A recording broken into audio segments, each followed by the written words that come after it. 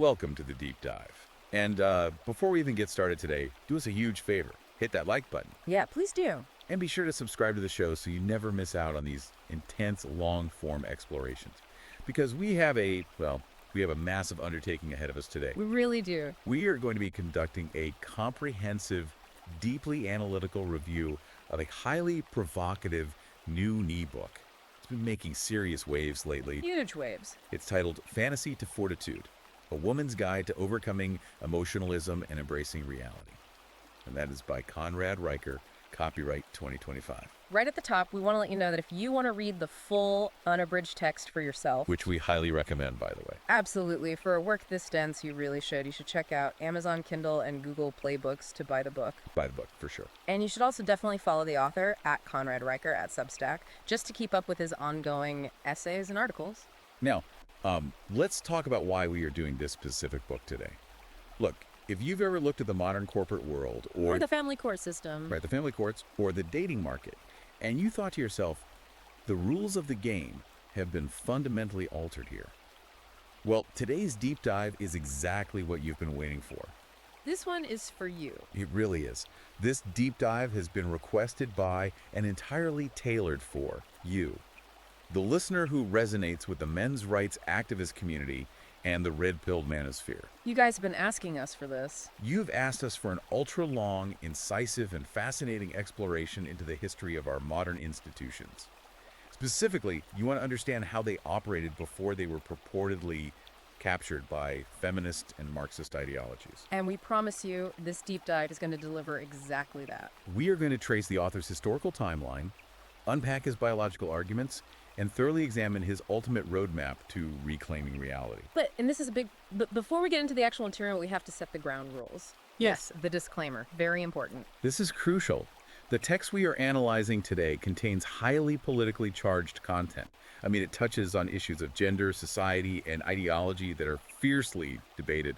Fiercely. So we must explicitly state our rules of engagement for this deep dive. We are your guides to the text. We are not taking sides. We are not taking sides. Nor are we endorsing the viewpoints of the author. Our mission is to impartially report on the content, unpack the concepts, and help you understand the exact arguments and ideas contained in the original source material. That's our only job here? We are here to synthesize and explain, not to advocate. Exactly. Our job is to give you the clearest possible lens into Conrad Riker's worldview. And to do that, we are going to follow the logical progression he lays out in the book. Which starts at the bedrock, which he argues is evolutionary biology. From there, we'll look at how he claims ideology hijacked that biology, how modern institutions have been reshaped by this, what happens when individuals fall into these modern traps, and finally, how he suggests people can pull themselves out. And that bedrock of evolutionary biology is really where everything else in the book is anchored. It sets the stage for the whole thing. It does. If you look at chapter 16, Riker makes a definitive claim. He says gender differences are absolutely not social constructs. Not at all. He argues they are hardwired into our DNA by millions of years of evolutionary pressure. The framework laid out here suggests that the human brain was literally shaped by the harsh realities of our ancient hunter-gatherer roles. Let's dig into that hunter-gatherer dynamic, because it's a foundation for his entire argument. How exactly does he map the behaviors of ancient humans onto the modern world we live in today? Well, the text makes the case that survival in the ancestral environment required a very strict division of labor. And this was dictated entirely by biological reality. Men were primarily the hunters and the protectors of the tribe. Right. So to succeed in those roles, the male brain and body had to evolve to prioritize physical strength, spatial awareness, and most importantly, a very high tolerance for risk. You had to be willing to die, basically. Yeah, you had to be willing to put yourself in mortal danger to bring down large game or fight off predators. Women, on the other hand, were the gatherers and the primary caregivers. Which requires a completely different skill set. Entirely different. The evolutionary pressure on women prioritized social cohesion, extreme emotional intelligence, and the ability to nurture and protect vulnerable infants. So he's saying these aren't just cultural roles we adopted over time, but actual survival mechanisms burned into our neurochemistry. Precisely. Riker asserts that this evolutionary past explains modern societal outcomes. He points out that even today, when you look at fields that require high-level spatial skills and a focus on systems, like engineering or architecture. Well, computer science, exactly. Men are vastly overrepresented there. Conversely, in fields that require high emotional intelligence, empathy, and a focus on people, Nursing, social work. early childhood education, women are vastly overrepresented in those, and Riker explicitly states that this disparity is not the result of systemic oppression. Right, he says it's not the patriarchy keeping women out of STEM. He argues it is simply evolution expressing itself in a modern free market. He leans very heavily into the biological mechanics of this, particularly regarding testosterone. And I found this part fascinating because he argues that modern society fundamentally misunderstands what testosterone actually does. They really do. It's often reduced to just building muscle or making someone aggressive, right? Right. The mainstream narrative often frames testosterone as just the aggression hormone. But Riker argues that is a massive oversimplification that completely misses the point. So what is the point, according to him? According to the text, testosterone is fundamentally about the drive for status. It's the relentless pursuit of reward and a biological necessity for risk-taking. It's the hormone that pushes a human being to test their limits against the environment. He uses some very vivid examples to illustrate this. He brings up extreme sports, things like BASE jumping, bull riding, cliff jumping. Yeah, the cliff jumping example is great. He paints this picture of young men jumping off cliffs into lakes, even when they know the water might be shallow and they could be paralyzed. Riker asks, why do they do this? And his answer isn't that they are reckless or stupid. Exactly. He says it's biology working exactly as intended. Can you unpack his logic there? It all comes back to how males historically proved their worth in the tribe. The text argues that men are hardwired to impress, to compete, and to win, because evolution programmed them to seek out opportunities to demonstrate their fitness to the rest of the tribe. And specifically to potential mates, right? Yeah. Yes. A man who successfully took a massive risk and survived signaled that he had superior genetics, superior courage, and superior capability to provide and protect. So when you see a guy doing a backflip off a cliff into a quarry, Riker is saying you aren't watching a failure of judgment. You are watching an ancient, biologically driven status display playing out in a modern setting. which leads into a concept that I think is going to be very challenging for a lot of people to hear. But it is absolutely central to the book's thesis. Riker calls it the disposable male theory. The disposable male theory. And he presents this not as a complaint and not as a grim observation, but as a cold, hard, scientific fact. What exactly is the reproductive math behind this theory? The math of reproduction is the core of it. Riker details the historical and evolutionary context, explaining the concept of reproductive asymmetry. Reproductive asymmetry. Right.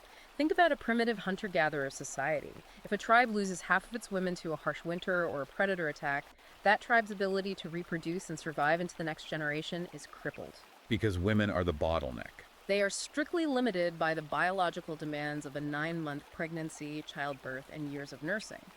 Their reproductive capacity is a literal bottleneck for the species. Because one woman can only have roughly one child per year, regardless of how many men are around. Exactly. But the male reproductive capacity is entirely different. A single man could theoretically father dozens of children in that same year. Which changes the math completely. Therefore, from the cold, calculating perspective of species survival, men are mathematically expendable. It's expendable. If a tribe loses half its men in a hunt, the remaining men can still impregnate all the women, and the tribe's population will bounce back in the next generation. So because of this reality, evolution essentially built men to be the shield. The shield that protects the vital reproductive core of the tribe. Male sacrifice, in Riker's view, is an evolutionary feature, not a bug. It is the mechanism by which humanity survived. I want to focus on how Riker applies this ancient concept to our modern world, because the data he brings in is staggering. He doesn't just leave this in the prehistoric past. He brings it right to today. He cites statistics from the Bureau of Labor Statistics regarding workplace fatalities. And the number he highlights is 93%. 93%. Men make up 93% of all workplace fatalities. Yes, and he uses that statistic to make a profound point about societal hypocrisy. Riker argues that this 93% disparity isn't a vast conspiracy against men. Nor is it a sign of male privilege. Exactly. It is the direct modern application of the disposable male theory. He points to the specific jobs men are doing. They are climbing high-voltage power lines in ice storms, Fighting massive wildfires. working deep underground in coal mines, They are on oil rigs in the freezing ocean. He's saying that society actively relies on men to take these massive life-threatening risks. We need the power grid to stay on, Right. we need the oil pump, we need the fires put out. Precisely. And the book argues that society implicitly accepts that men will die doing these jobs. Because, biologically and historically speaking, the male life has always been treated as worth less than the female life when it comes to keeping the collective alive. We expect men to do the dangerous work. And we accept their deaths as the cost of doing business for civilization. And Riker takes this concept to its ultimate extreme when he discusses war. He looks at the historical reality that men have always been the primary combatants in human conflict. He actually brings in the work of the cultural anthropologist Ernest Becker here. Right, specifically his book, The Denial of Death. How does Becker's work fit into Riker's thesis about male biology? Becker's work explores how human beings cope with the terrifying knowledge of their own mortality. Riker uses Becker to argue that men, knowing they are biologically expendable, seek to transcend their mortality. By achieving a form of immortality through heroic acts. Yes, Riker calls this drive heroic altruism. He believes this is deeply ingrained in the male psyche. It's the underlying reason why men volunteer for incredibly dangerous military missions. Why they will instinctively run into a burning building to save a complete stranger. And why they are willing to fight and die for their legacy or their nation. So Riker isn't just pointing this out. He is actively demanding a cultural shift in how we view it. He argues that modern society needs to stop apologizing for this male biology. He goes further than that. He demands the society stop pathologizing it. Apologizing it. The text argues that we have taken the very biological drives that built civilization, the competitiveness, the aggression, the risk-taking, and we have labeled them as sicknesses. Toxic masculinity. Right. Riker is stating that we must start honoring these traits again, because if we suppress the male drive for heroic altruism, the very infrastructure of civilization will begin to crumble. I want you, the listener, to reflect on that for a moment. Think about the messaging you encounter every day. Think about how often you see male risk-taking, assertiveness, or competitiveness framed in the mainstream narrative as toxic. It's everywhere. Now contrast that with how Riker frames those exact same traits as the essential evolutionary biological mechanisms that are necessary for societal survival. It completely flips the script on the modern narrative. It absolutely flips the script. And this contrast perfectly sets up the next major phase of the book's argument. Because if these traits are biological and essential, how do we get to a point where society views them as toxic? Exactly. Riker answers this by moving from the realm of biology into the realm of ideology. Specifically, in chapters 5 and 18, he introduces what he calls the feminist-Marxist-Satanic complex. That is an incredibly heavy-loaded term. Let's unpack the historical origins he lays out. He traces the roots of this ideological complex back to a very specific period, the 1960s and 70s. The pivotal era. What exactly happened during that era, according to the book, that altered the trajectory of modern institutions? To understand the author's argument, we have to look at classical Marxism first. Traditional Marxism was entirely focused on class struggle. Right, the economic battle. The economic battle between the wealthy owners of capital and the poor working class. The goal was the overthrow of capitalism. But Riker argues that by the mid-20th century, particularly in the West, classical Marxism was failing to take root. Why is it failing? The working class in America and Europe was becoming too prosperous. They were too comfortable to spark a revolution. So the ideology needed a new engine. It needed a new framework for oppression if it was going to survive. Exactly. Think of it like swapping out the actors in a play, but keeping the exact same script. The oppressor versus oppressed script.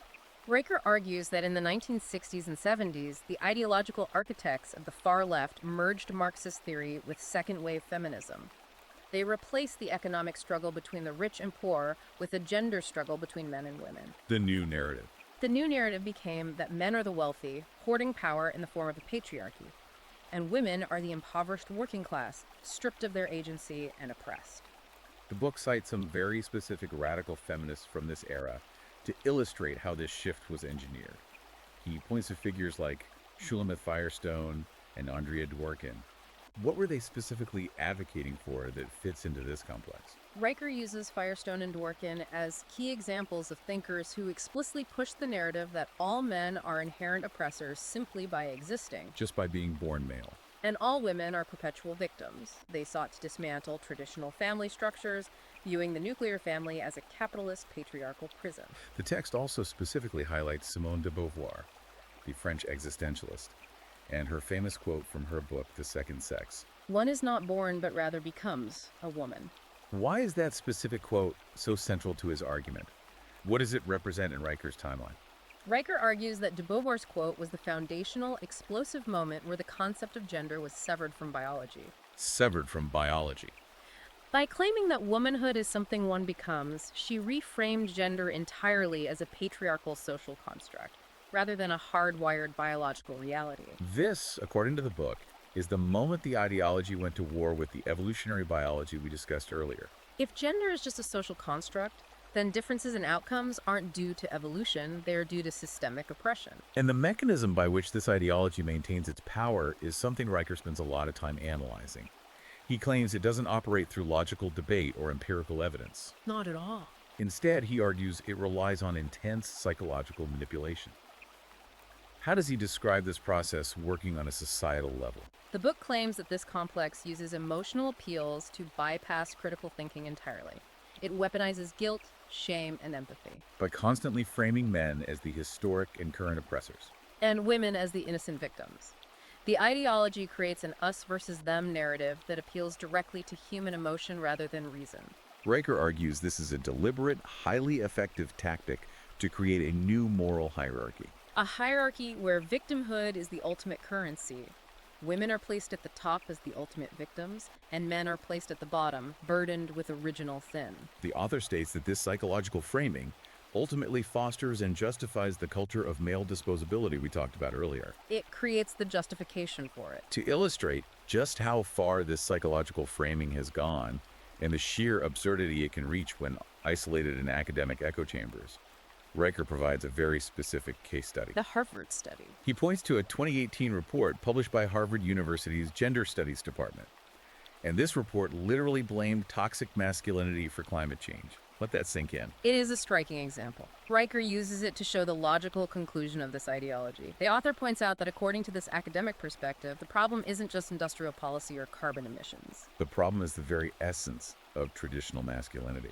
Men simply existing too forcefully, building too aggressively, or conquering nature too effectively is now viewed as a planetary threat. He uses this Harvard study to highlight how deeply divorced from objective reality the ideology has become, treating male nature as a literal pathogen. But the book isn't just a bleak diagnosis of this ideology. Riker also provides powerful stories of dissent. He highlights people who were deep inside this system but managed to break free. For instance, he tells the story of a woman named Sarah. She was a gender studies major at a major university. What was her realization? Sarah is presented as someone who bought into the narrative completely, but eventually realized that the ideology she was immersed in operated exactly like a manipulative cult. A cult. She noted how it preyed on the emotions of young women, actively conditioning them to feel oppressed and traumatized, even when they lived highly privileged, safe lives. She realized it was making her miserable. Miserable, angry, and paranoid. She ultimately rejected that worldview, left that environment, and went on to run a highly successful business by embracing personal responsibility instead of victimhood. And it wasn't just students. There was also the story of Emily, who was actually a former gender studies professor. She was the one teaching these concepts. Yes. Emily's story is used to show the internal decay of these academic departments. She spent years teaching theories about the patriarchy and systemic male oppression, but she eventually left academia entirely. According to the text, she realized her teachings were creating a highly toxic environment. She saw that she was actively teaching young women to demonize the men in their lives, and simultaneously forcing those same young women to view themselves as fragile, constant victims. Incapable of surviving without institutional protection. She couldn't stomach the psychological damage she was participating in. These stories of dissent raise a massive question for anyone listening. Just how deeply have these ideologies penetrated the structures of our culture? Are they just fringe academic theories, or are they the dominant operating system? Well, Riker provides some compelling statistics to argue that both media and academia have been thoroughly captured. Let's look at the universities first. The academic capture is starkly illustrated by a 2017 study Riker cites from the National Association of Scholars. This study examined the political affiliations of university professors in the humanities and social sciences. What were the numbers? It found that a staggering 80% of these professors identify as liberal or far left. In contrast, only 12% identify as conservative. So it's not a debate, it's a monopoly. That is Riker's exact point. He argues this immense imbalance creates a hermetically sealed ideological echo chamber. When 80% of the faculty shares the exact same worldview, dissenting views aren't debated. They are punished, silenced, or simply never introduced. The students are only ever exposed to one side of the ideological coin. And the author shows how this bleeds directly into the media we consume. He cites a 2020 study by the Media Research Center. What did they find regarding how men are portrayed? The Media Research Center study analyzed gender-related news stories across major outlets. The study revealed that 85% of these stories portrayed men in a negative light. 85%. Whether it was framing men as incompetent buffoons in commercials or as dangerous predators in news features, the overwhelming majority of the media diet fed to the public was actively hostile to men. Frame this for yourself as you are listening right now. Have you noticed this shift? Have you noticed the mainstream media moving away from objective, fact-based reporting and leaning heavily into these highly emotional, victim-centric narratives? Because Conrad Riker argues this isn't an accident. It's not just a trend. He states it's a deliberate, calculated tactic to reinforce the culture of male disposability and maintain the ideological power of the complex he describes. If the media and the universities are captured, the logical next question is, what happens when those students graduate and enter the real world? And that perfectly transitions us into the next phase of the author's argument. In chapters 17 and 12, Riker explores how this ideology has metastasized beyond the campus. He argues it has captured our legal, corporate, and educational institutions, resulting in a state of systemic misandry. He calls these gynocratic institutions. Let's start with the legal system, specifically the family courts, because the examples Riker provides here are truly horrifying, and they illustrate exactly what he means by systemic misandry. He details a case in Texas that perfectly encapsulates the issue. Right, it involves a man who was jailed for failing to pay child support. But the context is everything. Can you explain what happened? The context is absolutely crucial. This wasn't a case of a wealthy, deadbeat dad refusing to support his children out of spite. This man lost his job entirely due to the economic shutdowns during the COVID-19 pandemic. He had zero income. He literally could not pay. He filed the necessary paperwork to modify his payments, but the system moved too slowly.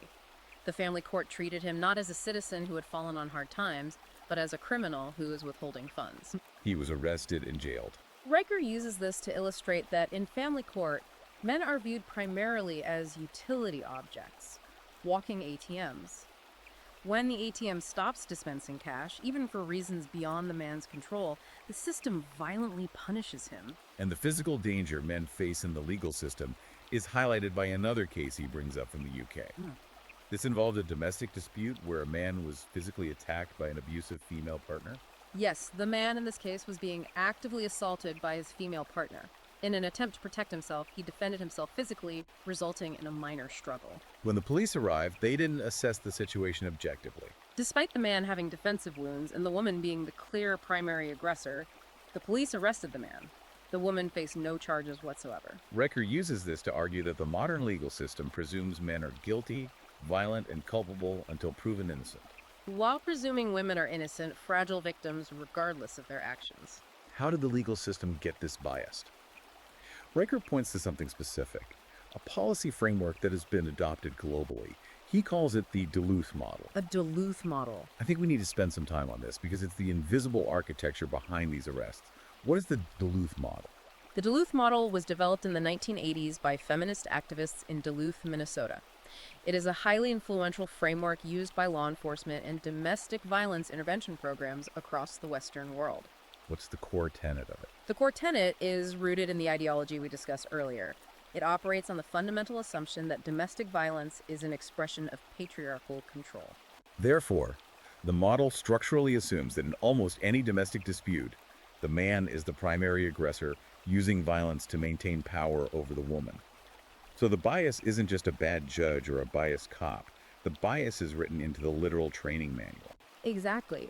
Riker argues this leads to automatic institutionalized bias. When police arrive at a domestic call, the Duluth model heavily pressures them to arrest the male. even if the evidence is ambiguous or even points to the female as the aggressor. The author also references a 2014 documentary called Divorce Court to expand on this systemic corruption. He points out that family courts operate largely out of the public eye. They function as kangaroo courts where due process is frequently ignored. And an entire industry of judges, lawyers, and mediators profit immensely from stripping men of their custodial rights, their financial assets, and their dignity. This systematic stripping of men in the legal realm leads directly into one of Riker's most provocative concepts, the marriage plantation. The marriage plantation. He unpacks the history of marriage to explain how men became so trapped by these modern institutions. It's a fascinating historical progression. Let's trace it, starting with agrarian societies. Riker argues that in pre-industrial agrarian societies, marriage was fundamentally an economic partnership born out of necessity. Men and women worked the land together, The division of labor was strict. but both partners were visibly contributing to the immediate survival of the family unit. But then, the Industrial Revolution fundamentally changed the geography of labor. Men left the home. Exactly. Men left the farm and went into the factories and the mines. For the first time in human history, the man's labor was disconnected from the immediate domestic sphere, He became the sole financial provider. bringing home wages from a dangerous, alienating workplace. Riker claims this shift was the beginning of the marriage plantation, where the man's primary value was reduced to his economic output. He became the walking ATM. But the real trap, according to Riker, didn't snap shut until the sexual revolution of the 1960s and 70s. We usually hear about the sexual revolution as an era of liberation, particularly for women. How does Riker view its impact on men? While acknowledging it liberated women in many ways, Riker argues it placed a massive, impossible dual pressure on men. Before the sexual revolution, the societal contract was clear. The man provides the financial security, and in exchange, he receives family stability and respect. But the sexual revolution and the rise of feminism altered the contract. Now, men were still overwhelmingly expected to be the traditional financial providers, the walking ATMs. But simultaneously, they were suddenly expected to fulfill entirely new, modern expectations. They had to be emotionally vulnerable, highly attuned romantic lovers, and equal domestic partners, all while maintaining the stoic, protective provider role. The author claims this created an impossible burden, setting men up to constantly fail in the eyes of modern women and the family courts. And it's not just the family courts that have been captured. Riker argues that the corporate world is just as deeply infected, specifically through the apparatus of human resources. The statistics he provides here explain so much about the modern workplace culture. The author points to a massive demographic shift in corporate governance. He cites a study by the Society for Human Resource Management showing that a staggering 73% of HR professionals are female. Why does that demographic imbalance matter so much to his thesis? Because HR isn't just an administrative department, it is the cultural enforcer of the modern corporation. It dictates hiring, firing, promotions, and workplace behavior standards. Riker argues that having a department overwhelmingly dominated by women, many of whom have been educated in the ideologies we discussed, directly influences corporate practices. He claims it creates an implicit and sometimes explicit bias against men. To support this, he cites research from the American Enterprise Institute, revealing that women-only leadership and mentorship programs in the corporate world receive 80% more funding than equivalent men's programs. So the thumb is heavily on the scale. According to the book, yes. Merit-based hiring, the idea that the most competent person gets the job regardless of identity, is actively being dismantled. Replaced by diversity targets and equity initiatives. The result, Riker argues, is that highly qualified, competent men are routinely passed over for promotions or jobs simply to fulfill an ideological quota. This ideology doesn't even stop at the office door. The author shows how it is infiltrating the most intimate space of all, the home. He shares an anecdote about a family he calls the Smith family. The mother, referred to as Karen, is described as fully embracing the woke, progressive ideology. She decided to implement gender-neutral parenting in her home. What did that look like, and what were the consequences? Karen believed she was being progressive and liberating her children from the patriarchy. She actively eliminated all traditional gender roles, refused to let her boys play with traditional male toys, and constantly emphasized fluidity and emotionalism over structure. But Riker argues the result was a disaster. Instead of liberated, happy children, her kids became deeply confused, highly anxious, and prone to severe emotional outbursts. And he backs this up with actual psychological literature, right? Yes, he cites research from the Journal of Child Psychology and Psychiatry. The literature shows that children raised in environments completely devoid of clear boundaries, structure, and traditional role modeling often struggle severely with identity formation. Without a solid framework to push against or model themselves after, they develop high rates of anxiety and depression. Riker uses this to argue that the ideology is fundamentally anti-human. When you try to erase biological reality in the home, the children are the ones who suffer the psychological damage. This paints a very bleak picture. We have an ideology that denies biology, captures the universities, takes over the media, weaponizes the family courts, corrupts corporate HR, and even damages child development. It's a comprehensive capture. So what happens to a man who is living in this system and suddenly realizes the game is rigged? That brings us to the next major phase of the book, the vulnerability trap and the red pill awakening. This covers chapters 13, 14, and 15. The author introduces the concept of the red pill. Now, we hear this term a lot online. How does Riker define it in the context of this book? Riker elevates the concept of the red pill far beyond just an internet meme. He defines it as a profound, often painful intellectual awakening. It is the moment an individual realizes that the mainstream narratives they have been fed their entire lives regarding gender, power, and society are fundamentally untrue. It's the awakening to the systemic realities, the double standards, and the gynocentric nature of modern institutions that we've been discussing. Let's look at one of the most insidious traps that triggers this awakening.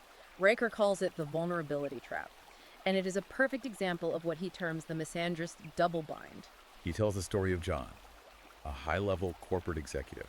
Walk us through what happened to John. John's story is incredibly common in the modern corporate environment. His company hosted a major team-building retreat led by HR. During this retreat, the executives were actively encouraged, even pressured, to drop their masks, to be authentic, and to open up about their personal struggles. John, thinking he's doing the right thing and following the new corporate culture of empathy, opened up about the severe stress he was under, trying to balance his intense workload with his personal life. He showed genuine vulnerability. He did exactly what society and his company told him a modern man should do. Exactly. But the result was disastrous. Almost immediately after the retreat, that exact vulnerability was weaponized against him. When a major promotion became available, John was passed over. Through back channels, he learned that upper management, including the HR department that encouraged his confession, had suddenly deemed him unstable, fragile, and lacking the stoic leadership qualities necessary for the new role. He was punished for doing exactly what they demanded. This is what Riker defines as the strength paradox. Modern society constantly bombards men with the message that traditional masculinity is toxic. They are told they need to open up, cry, show weakness, and process their emotions publicly. But the brutal reality, Riker argues, is that the moment a man actually does this, society instinctively recoils. They view him with disgust. The author argues that men are caught in an inescapable trap.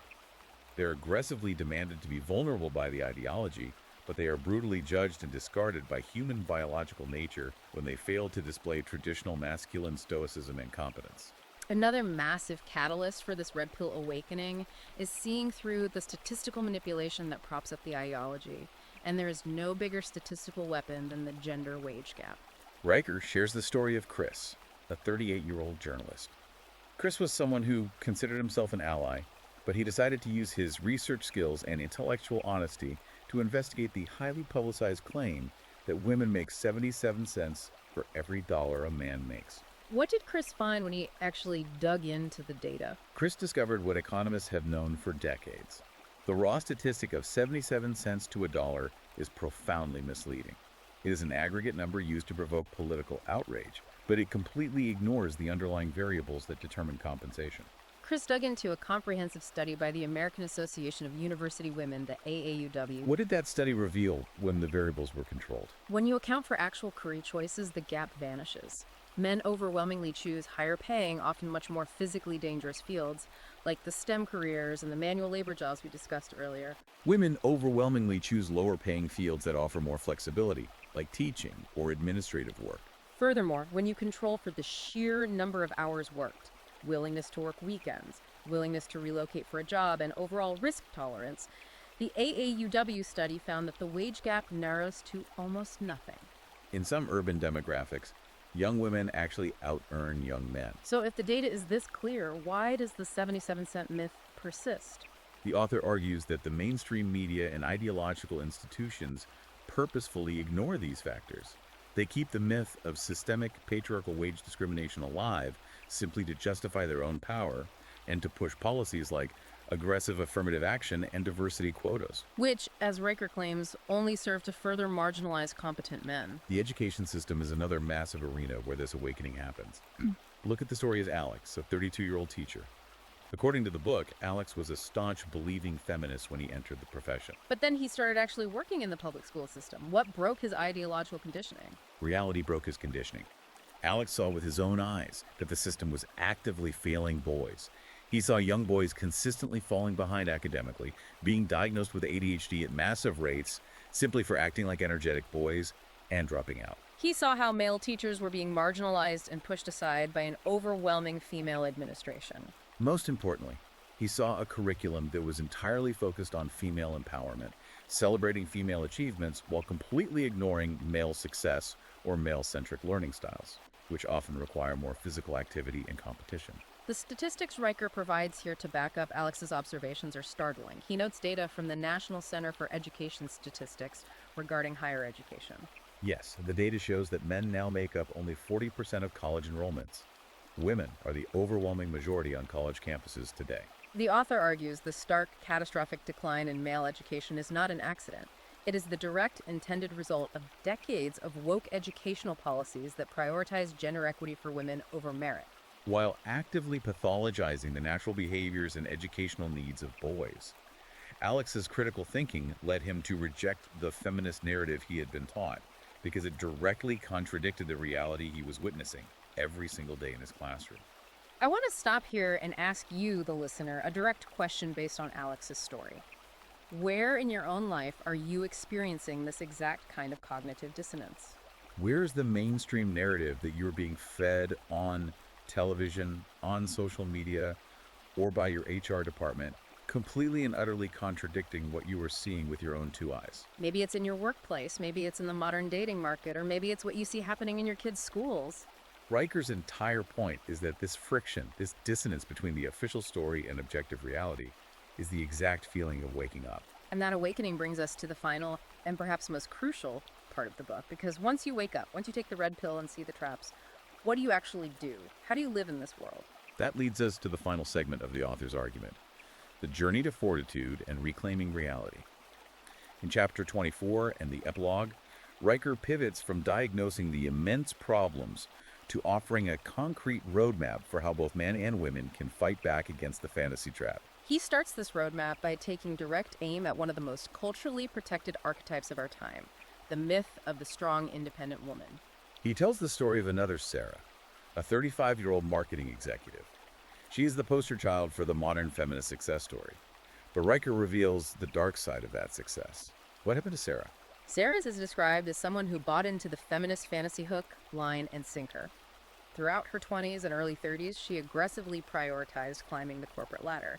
She delayed marriage, rejected traditional relationships, and proudly declared she didn't need a man to be complete. She achieved the VP title and the high salary. But a decade later, Riker says, the biological clock in human nature caught up with her. She found herself at 35, completely alone in a sterile apartment, childless and profoundly miserable, having sacrificed her biological imperative for corporate validation. And Riker doesn't just use her as a cautionary tale. He backs this up with massive sociological data. He cites a highly sobering statistic from the National Marriage Project. What did they find about women who follow Sarah's path? The National Marriage Project study found that a staggering 86% of women who aggressively prioritized their careers over building a family in their 20s and 30s reported feeling deep regret, isolation, and unfulfillment by the time they reached their 40s. Riker argues that feminism has taken the noble concept of strength and twisted it into a toxic caricature of hyper-independence and isolation. The ideology convinced an entire generation of women that they can thrive entirely without men or family, which he claims is a direct violation of human evolutionary nature. And the collateral damage of this fantasy isn't just lonely executives. The collateral damage is immense, particularly regarding the tragedy of single motherhood. Riker doesn't hold back his punches here. He views the breakdown of the nuclear family as a societal catastrophe. He cites U.S. Census Bureau statistics showing that 23% of all children in America are now being raised by single mothers. And he emphasizes that the outcomes for these fatherless children are statistically grim.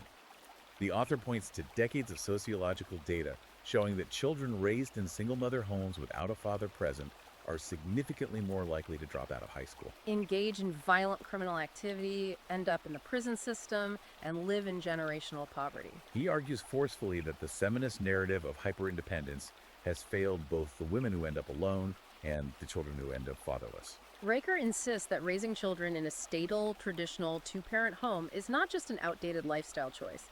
It is a fundamental moral obligation to the next generation. So, given this bleak landscape, how does Riker advise individuals to fix this? Let's start with women. What is his prescription for women who want to escape the fantasy trap? For women, Riker suggests they need to actively integrate what he calls masculine rationality. Now, he is very careful to state that this does not mean they should become aggressive or act like men or suppress their natural femininity. Rather, it means they must learn to balance their innate evolutionary emotionalism with cold logic and objective thought. He uses a very simple, folksy analogy to explain this that I thought was quite effective. The spilled milk analogy. Can you explain that? Yes, he uses the analogy of a woman who used to cry over spilled milk, but now just cleans it up. It represents a shift in mindset. Instead of being emotionally reactive to every problem, instead of immediately seeking validation or viewing herself as a victim of circumstance, she shifts to being rationally proactive. She assesses the problem logically and solves it. The author claims that women who adopt this grounded, rational approach achieve massive, sustainable success in both their careers and their relationships because they stop fighting reality. And what is the prescription for men? Because for a man who has taken the red pill and sees how the courts, the corporations, and the culture are stacked against him, the temptation to just give up or become deeply bitter is massive. How does Riker tell men to navigate this? The solution for men is rooted entirely in taking absolute ownership and building an inner locus of control. Riker demands that men must stop playing the victim, even if the system is genuinely rigged against you. Even if the family courts are biased and HR is trying to fire you, complaining about it solves nothing. He shares the story of Jake, a man who is trapped in a state of toxic, unfeeling stoicism, completely beaten down by his divorce.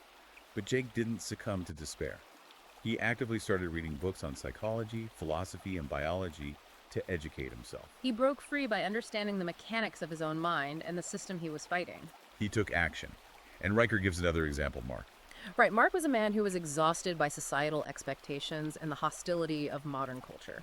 So instead of retreating into video games or internet echo chambers, he actively built something, he started a blog, he organized meetups, and he actively built a physical community of strong, like-minded men. Riker says the ultimate answer for men is to be the change you want to see. You have to become so competent, so physically and mentally strong, that you can insulate yourself and your family from the madness of the gynocratic institutions. Which brings us to the author's ultimate conclusion. After exploring biology, ideology, and societal collapse, Riker's final answer isn't a political revolution. It's much deeper than that. He calls for a return to objective morality and tradition. Yes, the book ends with a fierce argument against moral relativism, the modern academic idea that right and wrong are subjective or culturally constructed. Riker insists that society must outright reject the chaotic, destructive nature of the feminist-Marxist-Satanic complex. To do this, he argues, we must embrace God, or at least a rigid, transcendent philosophical framework, as a firm moral compass. He calls for a desperate return to humility, to personal accountability, and to a profound respect for the traditional values, like marriage, duty, and sacrifice, that have successfully sustained human civilization for thousands of years. So, what does this all mean for us today? We have covered a truly massive amount of ground in this deep dive. We've gone from the evolutionary wiring of the hunter-gatherer brain to the ideological capture of our modern universities, corporations, and legal systems. We've looked at the traps of vulnerability and the tragic outcomes of discarding tradition. But I want to leave you, the listener, with one final, deeply provocative thought to mull over. Something that builds on everything Conrad Riker has presented in this text, but takes it one step further. If evolutionary biology truly wired men for heroic altruism, if the male biological drive for risk-taking, for status, for dangerous competition, and for ultimate sacrifice was the very engine that built and protected human civilization for thousands of years. What happens to a society that successfully pathologizes and suppresses those exact traits? If we continue to label the biological drive to protect, to build, to conquer the elements, and to sacrifice oneself as toxic, are we unknowingly dismantling the very biological foundations that keep the lights on, keep the water flowing, and keep the bridges standing? Can a civilization survive when it goes to war with the biology of the men who built it? It is a profound, unsettling question, and it is exactly the kind of rigorous, uncomfortable, critical thinking that this book demands from its readers. We want to remind you one last time that everything we discussed, analyzed, and unpacked in today's deep dive was based entirely on the provocative ebook, Fantasy to Fortitude, A Woman's Guide to Overcoming Emotionalism and Embracing Reality by Conrad Riker. If you want to dive into the source material yourself and read the unabridged arguments, go to Amazon Kindle and Google Play Books to buy the book right now. And be sure to follow the author at Conrad Riker at Substack for more of his ongoing writings and essays. Finally, please do us a favor, like this video, hit that subscribe button to support our show, and leave your thoughts in the comments. Thank you for joining us on this incredibly intense, ultra-long intellectual exploration. Keep questioning the narrative, and we'll see you on the next deep dive.